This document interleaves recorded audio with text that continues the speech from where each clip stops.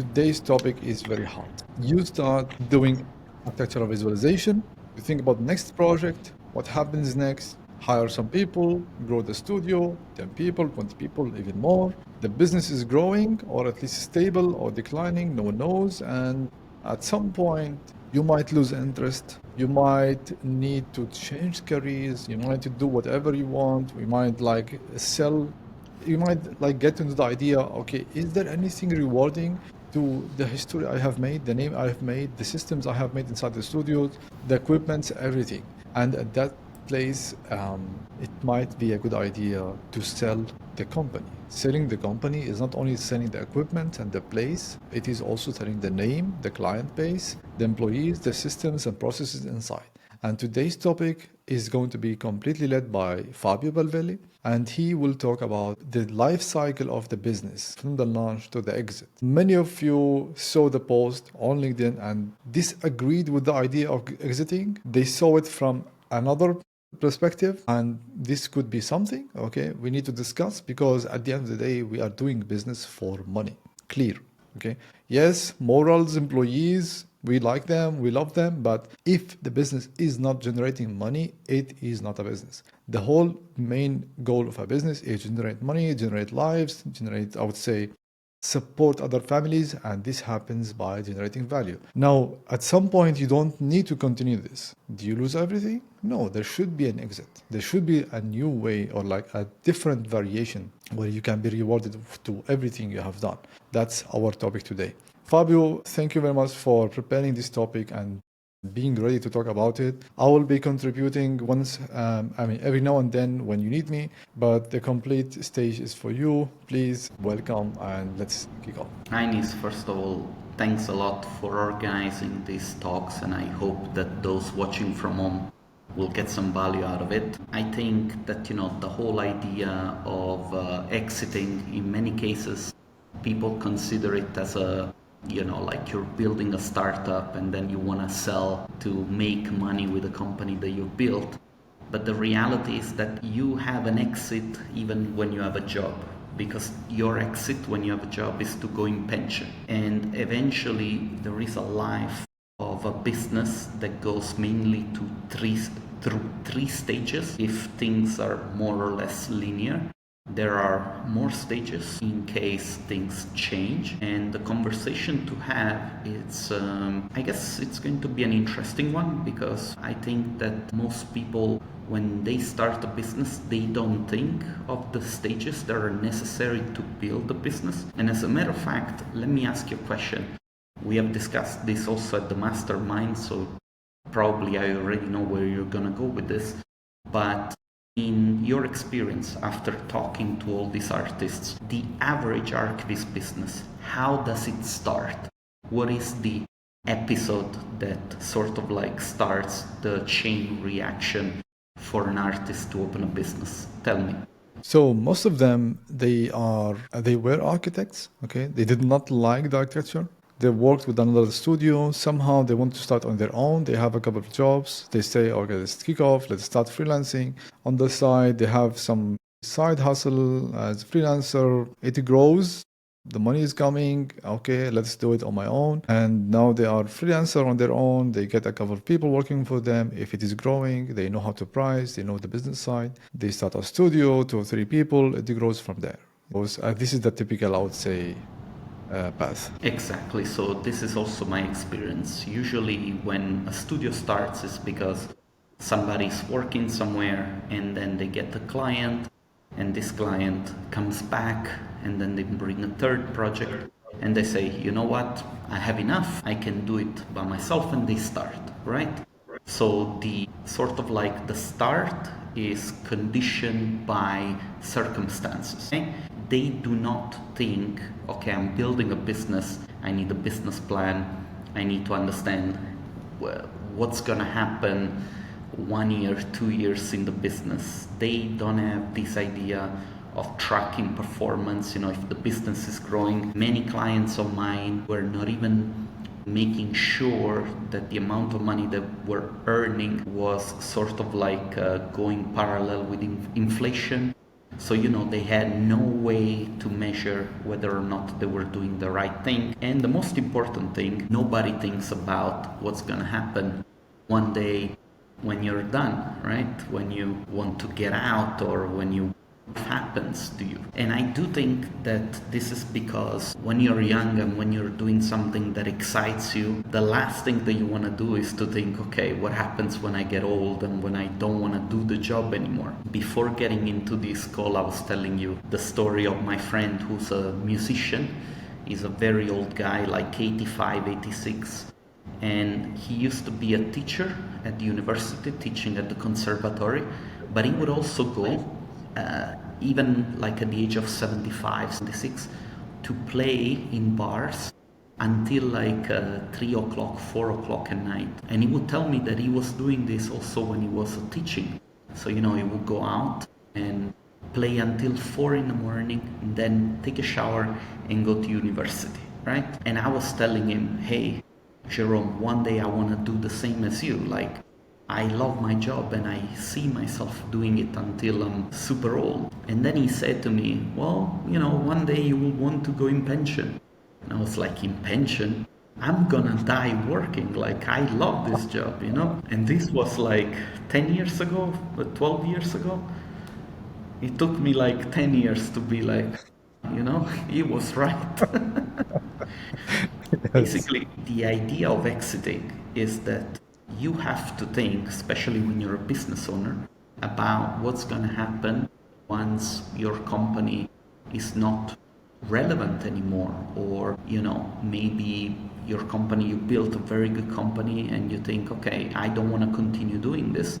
What's going to happen? Do I sell? Do I let somebody else take over? What's going to happen one day? And this idea, I think that a lot of business owners, they simply don't explore it. And this is one of the components, but there are 3 stages of building a business that are necessary to understand in order to create something that means something and that can make a difference and that can, create an impact of its own. Let me go through some of these bullet points that I have prepared for this conversation.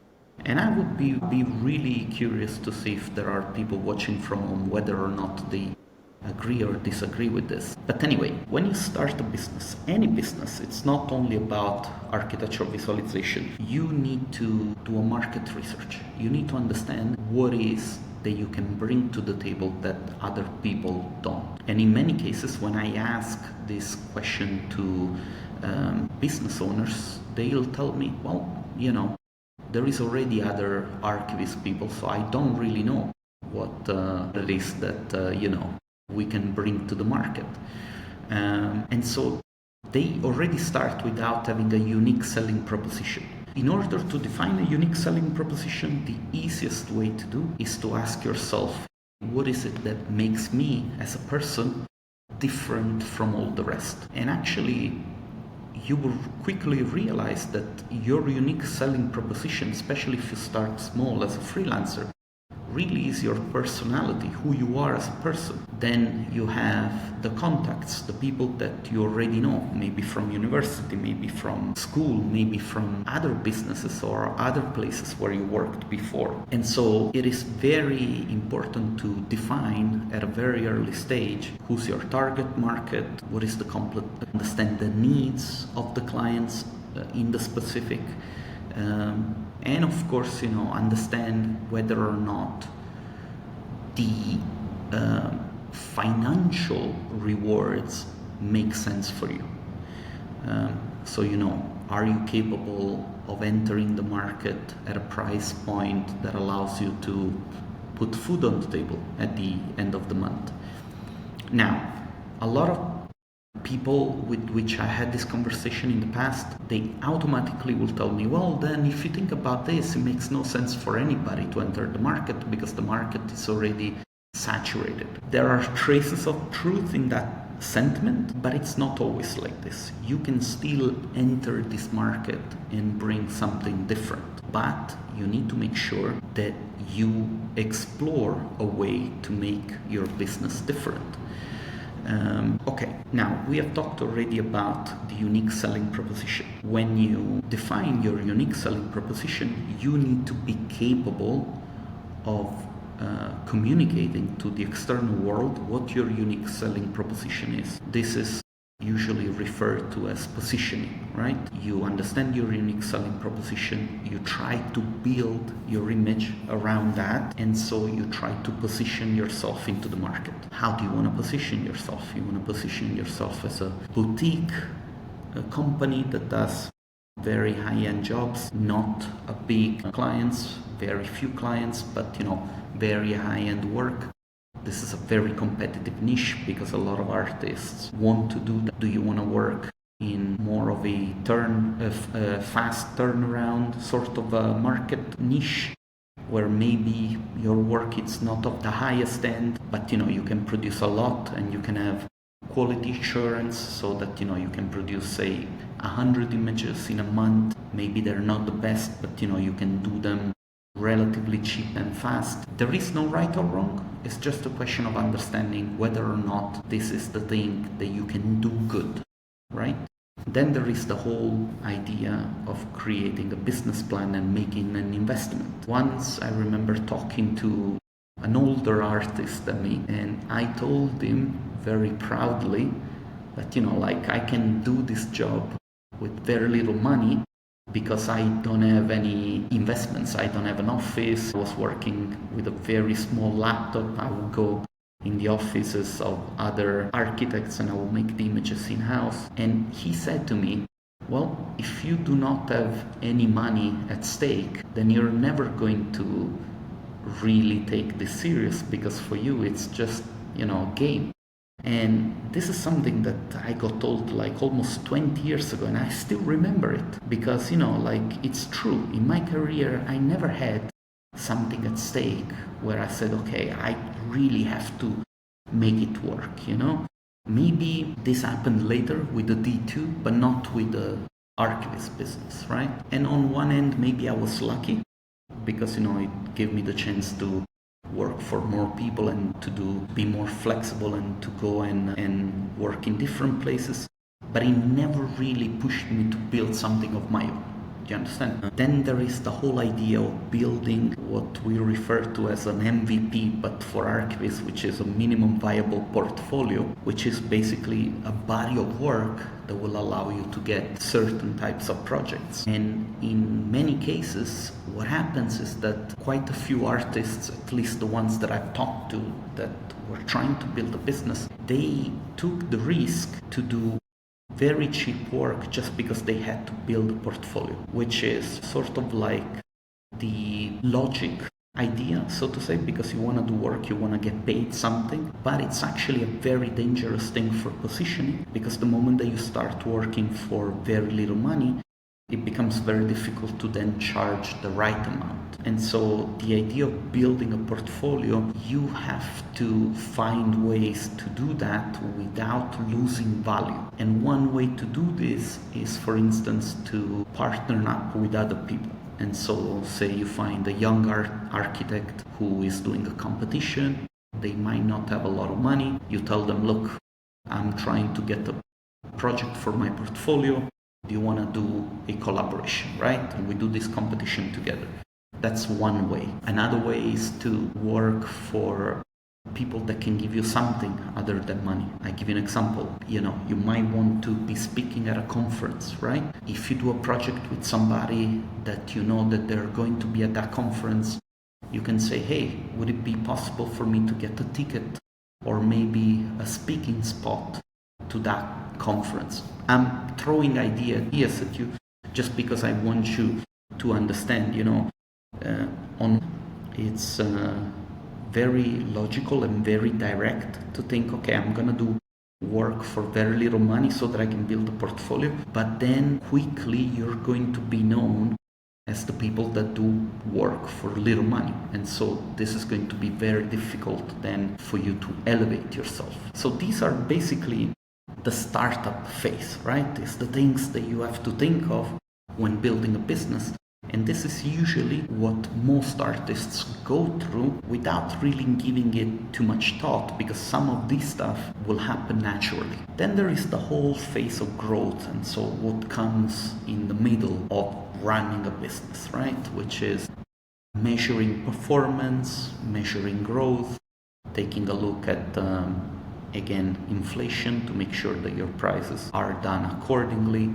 There is the whole process of creating a sales process that can help you monitoring performances. This is obviously if everything goes okay. There are some phases and some bullet points where we can go more into the specific, but one item that we should throw out in the conversation is pivoting. What happens if things don't go good? What happens if you start with something, but suddenly you find yourself working on a specific type of project over and over and over? What do you do? Do you continue pursuing archivists, hoping that something is going to come out, or you're going to pivot in the direction where you think you could build a better niche for yourself? And there are some examples that we can use, but let me go step by step. Are there some other value propositions other than time, quality, and price? Yes. Yeah. So, my friend, if you have downloaded or got the book I wrote about the 10 steps I follow in my coaching service, the first step is to go back to your clients and ask them for testimonials. Why? Because this is going to tell you how they see you, and based on that, you get the value proposition. If you are starting from zero, you start, as Fabio said, market research. Then you make a value proposition, and you like getting straight forward to the value proposition and talking about time or like what you said, the price. What are the other things? So you said like price, quality, and time. So price deleted, quality and time. I mean, quality and time, they are today very generic value positions. One thing that I want for people to understand, okay? When we talk about value proposition, the reality is that you can try and position yourself as good as possible in the business, but at the end of the day, it will come down to your ability to know how to negotiate a price and how to convince people. Right now, here we are seeing a lot of open bids for projects, right? Where people are invited to submit a proposition. And all the big names, big agencies, I'm not going to mention them, at the end of the bid, there is sort of like the pricing that you can see and read of all the bids that are submitted. And you will see that certain agencies, between the initial price and the end price, there is sometimes more than 90% of price difference. So, if a job gets bidded for $1 million, you will see that there are agencies that are entering at 60,000, 70,000, right? Massive scopes. And so really the conversations that I have with people is, how do we know where to bid? Because what happens then is that the client will go for where the cluster is, right? Say that there is an entrance for the bid at 10,000, one for 1 million, and then there is 3 or 4 companies bidding at around 700,000, and then they will choose one of them, right? Value really comes down to what you're capable of selling, and it's a hard truth for many, because the reality is that that kind of work can be done by a company, I don't know, in China just as well as one in India or one in same resources, different price and different value. And so I'm telling you this because people would like to have this objective information, but it simply doesn't exist. It simply doesn't exist. But anyway, so let's go back to the middle of the life of a business. The first thing is for you to track the financial performance. Somebody once told me that if you're not growing, you're dying, right? In business, that's the idea, that if every year, if you don't make more money, then you're dying. This is, what I got told. And as far as I'm concerned, conversations that I've had with other business owners, they tend to agree with that idea. They say, look, if we're not growing, if we're not making constantly more and more money every single year, we know that we're doing something wrong. So, we need to act on it. We need to do market research. We need to talk to clients, we need to ask what it is they're looking for and how we can sort of like bring more value to them. You need to develop a client acquisition strategy. You need to have a process in place that will allow continuously talk to clients, to new potential leads, as well as to the old ones, right? You need to keep these people in the loop, and you need to keep feeding informations to them so that they know that you're still active and that you're still doing something. Oftentimes we have had this conversation even at the mastermind. Artists often say, well, I don't want to be too salesy, right?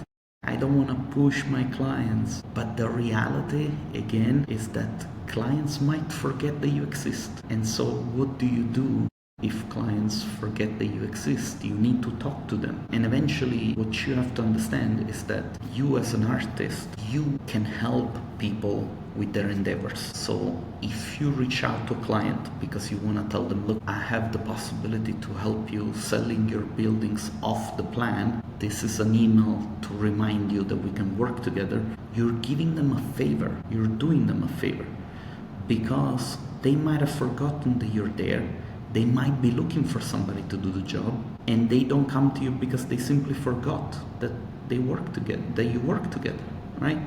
This happens to us when we want to go to a restaurant, right? Maybe you go to a restaurant, you have a fantastic experience, you love that place, and then you forget about it, and it's like, okay, tonight I'm hungry, where do we go? I don't know, let's go to that schnitzel place or to that hot dog stand, whatever. And then you forget that there is this fantastic restaurant, maybe it's 20 minutes away, but the experience was so good, but you simply forgot about it. And it's the same with you and with your services. Then another component to building a business is the team building itself. Like, how do you build a team, right? Here we introduce this idea of processes. How do you make sure that the quality stays consistent? How do you do that? And processes are actually very important in order to understand how your business works. Talked about it in Mastermind. You're actually now helping a few clients building processes in-house for themselves. So this is one of the things that you, Anis, also do for other businesses. Building a process, it's a little bit like when you buy a piece of furniture at IKEA and you want to figure out how to put it together, right? The whole idea of selling your business one day when you're tired, when you don't want to do it anymore, is that you need to have something that you can give to somebody else and say, hey, if you do these things the way that I've listed them here, and you understand how to do sales, how to do the hiring, the firing, and everything is written, then you have a chance at taking over everything that I've built and continue doing it. Maybe, I don't know, you have a son or a daughter that would like to continue doing your business. Where does she start, right? Because that person, that girl, that man might not know all the steps because, maybe he or she will work as an artist. So how do you do the client acquisition? How do you hire somebody? How do you fire somebody? If you go to a conference, what is it that you say to people, right? And so having processes really is a way for you to document how everything works so that you can take that knowledge and pass it to somebody else and perhaps selling your business. This leads me to, again, all the operations. We talked about the hiring, but of course other operations are simple things like how do you clean your office? Who are the people that you work with? Who do you call when you have an emergency if the water is not coming out, right? The warm water or the cold water. Simple things, but these are all part of the machine that is your company. Then there is the performance itself. How do you monitor whether or not you're making money? And so there are many things that you have to do. First of all, the wages of the people will increase over time to the point where I know that in many countries, the reason why people cannot hire local artists, it's because the local artists cost too much, say for an archivist office. And so, what do you do then? In many cases, like we have seen the boom of outsourcing or having people maybe working remote in other countries. Even there, you need a process for that, right? You need to create routines. You need to create, like how do you manage a team that maybe it's not in-house, right? This is basically, generally speaking, the whole middle part of building a business. Then there is pivoting. What if things don't go according to your plan, right? What do you do? Do you just shut down the business? Do you give up? Do you go and work for somebody? That's an option. Sometimes people simply get tired. They don't want to do it anymore, which is understandable. What do you do then? You can exit, okay? You can get away. Some people are not ready to exit. They still want to fight and they want to find a way to do something more, better, different. An example, I feel like mentioning it because he has posted extensively on this topic, is Normally, a Canadian artist, great guy, fantastic human being. He talked extensively about, the crisis in Canada. I don't know if you know what's going on in that market, but basically between all the building charges, the supply chain, and the crash of the local market, companies are struggling. And so, he had to let a lot of people go. Still, that didn't help. And so he had to find a way to do something different. And so he's a bit of a foodie. He loves food and he goes to a lot of different restaurants and takes pictures and he documents this whole thing all the time. I follow him on Instagram and also I've had the chance to experience it firsthand when he was in Vienna. He started to make videos and photos for restaurants as a way to create social media content, to help restaurant businesses to get more clients. Now, he could have said, well, I'm an archivist artist, I don't care. He did that. During COVID, another thing that he did was he started to create events for real estate companies. And so, he would actually DJ for these events. He's a great guy, he's a fucking genius as far as I'm concerned. And like this is part of being in business, pivoting, finding a different way to make things work. Many times when I've had these conversations with my clients, one of the answers that I always got is, yeah, but then you're not a pure artist or you're not purely dedicated to the career. And okay, I can understand that this is your opinion and this is how you feel about this. But the reality is that there is many companies that over their evolution, they had to pivot. Nike was a running shoe company. That was the only thing that they were interested in doing because the owner was a track and field guy, right? One of the founders was a trainer, Bill Bowerman, and Phil Knight was an athlete. And so in their mind, they wanted to make running shoes. But then, the tennis business started to explode. There was this Romanian tennis player who was super famous, and so they were, like seeing an opportunity and they got into tennis. Then they saw basketball exploding. They went and they signed Michael Jordan. The idea of expanding and looking beyond the horizon, it's a natural way to keep going, right? Basically, we have addressed the whole life cycle of a business. We're going very fast and we're just touching the surface. But these are things that when we work on consultations or even our workshops, we go into big depth into this because these are conversations that when you have the right attitude and you really want to learn and you really want to do something different from the masses, you will find yourself more receptive to these ideas. And we have seen it, like, having people close to us, especially at the mastermind. These conversations lasted hours, right? We talked thoroughly about this because people are curious about this idea. Now, the whole idea of exiting a business, this is not the same conversation that, like I saw in the post, Johannes said, like building a business just to exit, it's unfair to the employees and whatnot. I'm paraphrasing now and probably I'm not saying it the correct way.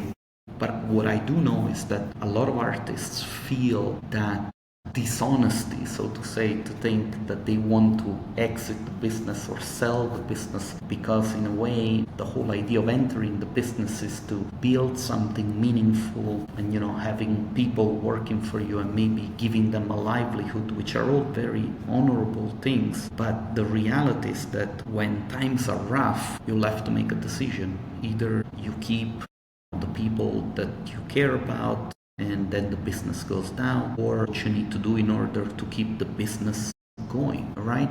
And these are decisions that are very personal. There is no right or wrong. People will act depending on their moral compass, right? But at the end of the day, if you're thinking about it simply in economical terms, if the goal is to keep the business going, there are decisions that need to be made. Now, when I talk to my clients and we do sort of like a SWOT analysis in order to keep clarity about how the business is going to evolve over time, one thing that I ask them all the time is, hey, how do you plan to go in pension?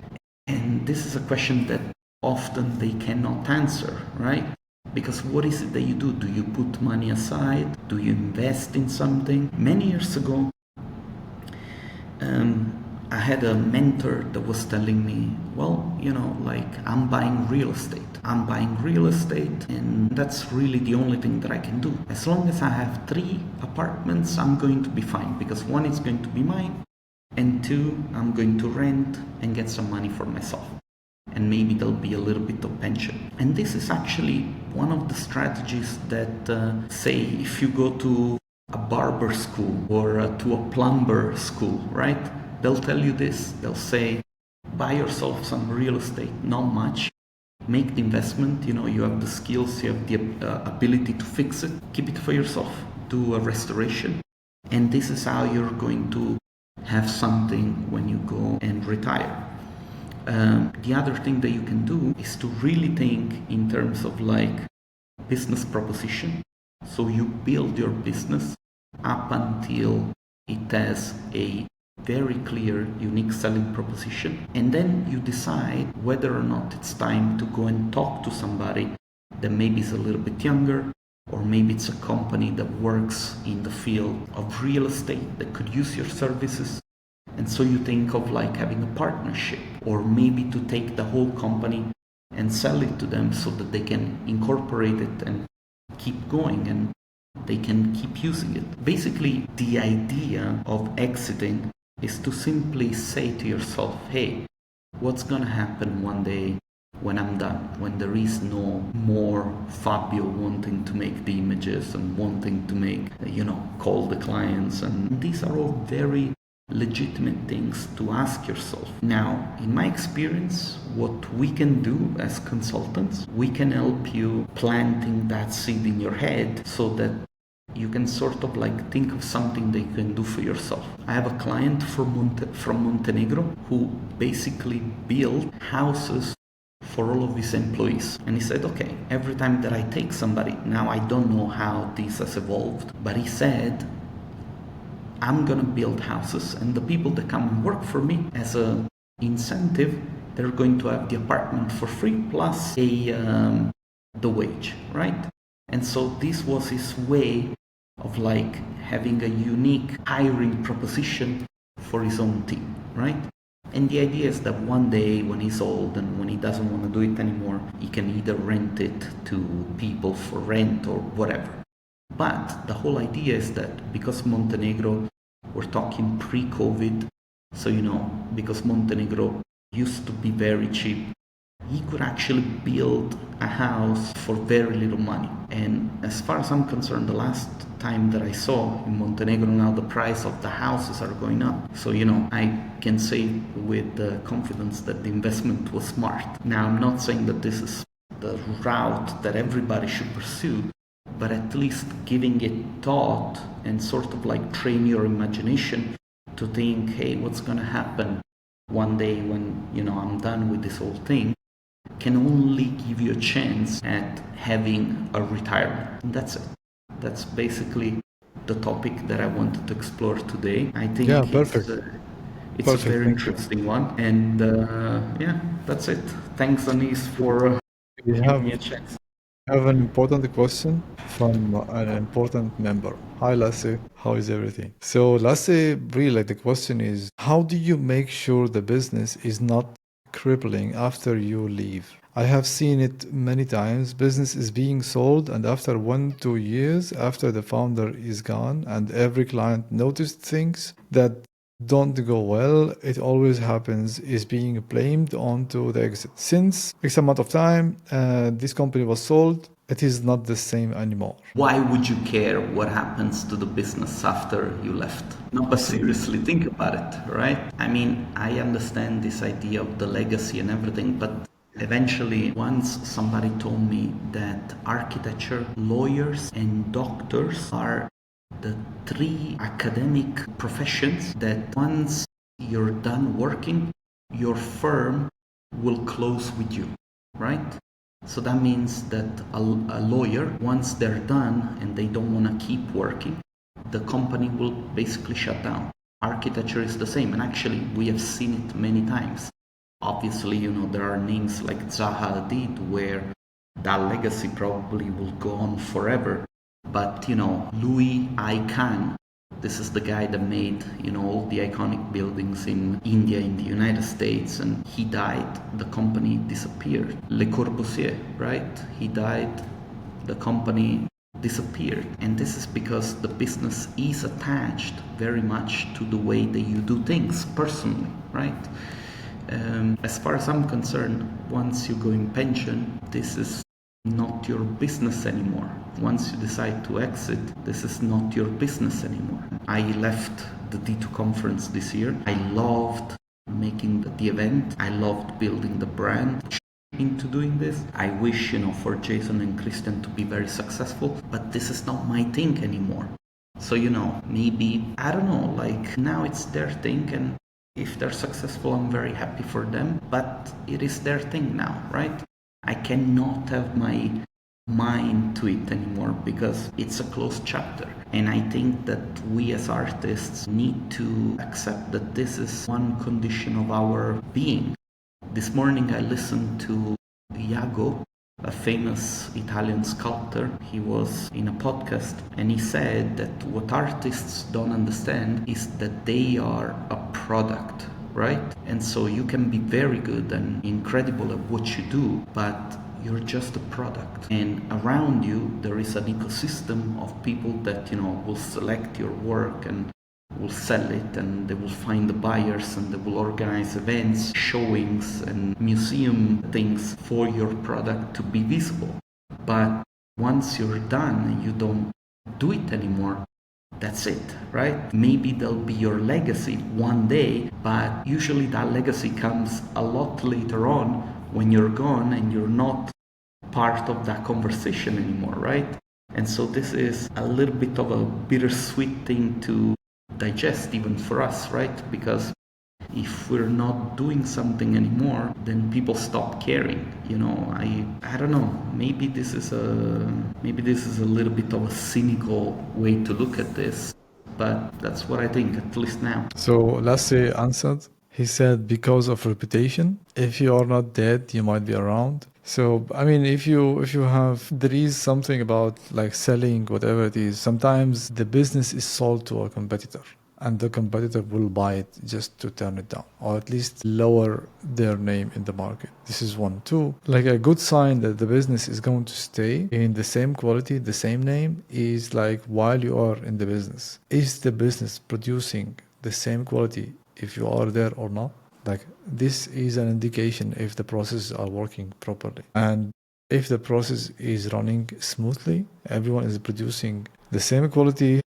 If you are there or if you are not there, then selling the business won't change the name. But if the business is heavily dependent on your existence, then definitely when you are gone, the quality will be not the same, definitely. So this is one of the things also we talked about in the mastermind a lot. The processes, like having a clear idea about how to start things, how to end it, how to make sure that the quality is always consistent. Those smaller stuff are going together to contribute to the bigger image of the company. And having everything streamlined is one of, I would say one of the things that will make sure the quality and the name will stay the same after you leave, in case you still care about the name after you leave. One thing that I want to say, and maybe this is again a little bit too cynical, but I don't think that nowadays reputation is that important. Now, what do I mean by that? To me, reputation is really your brand, right? You need to keep working and keep doing good things in order to have a reputation. Once you're done working, once you stop doing it, you lose your reputation. It's the sad reality. I can tell you something we were discussing with Anis. There is an event now that crashed and that disappeared, and people are asking for their money back, and the emails are bouncing. The person that organized this event has done it for 3, maybe 4 years in a row. The first one was catastrophic. Everybody was calling me. People were like, hey, this guy owes us money. What the hell is going on? I'm like, why are you calling me? Like, I do the D2, I don't do that event. What do you want? No, because, we know that you are in the field of events. I'm like, it's not my event. Why are you coming to me? The second year, the same people kept going to that event. They went to the event, they called me and they're like, this event is terrible, what is happening? And I'm like, why don't you come to my event instead of going to that one? I mean, I understand that you want to visit a different place and go and see other people. What I'm trying to say is that even though this guy had a very bad reputation, people kept going there. They kept going to that event and kept complaining about it. Now, mark my word, there'll be another event coming from this person, God knows. People will go, even though his reputation is terrible. And I think that this is a sad reality that we have to deal with. So, going back to the question of reputation, I think the reputation is something that we care for ourselves. We have it inside, and we can only sort of like work on it by being good people and by trying to do good things. But I don't think that people care about it that much. I might be wrong. I hope I'm wrong. But as far as I'm concerned, my reputation is today I can do good work. I'll try to do good work, and that's it. If I then stop doing anything related to archivists, and that reputation will go away. I think that this is the way it is. Fabio, thank you for this topic. It was really great. My pleasure, man. My pleasure. If anyone has any questions about this, out to Fabio, comment below. Thank you everyone for watching, for the comments. If you have a topic you would like to speak about, let us know. We will see what topics are most important. If you have something in mind, let us know and we can talk about it.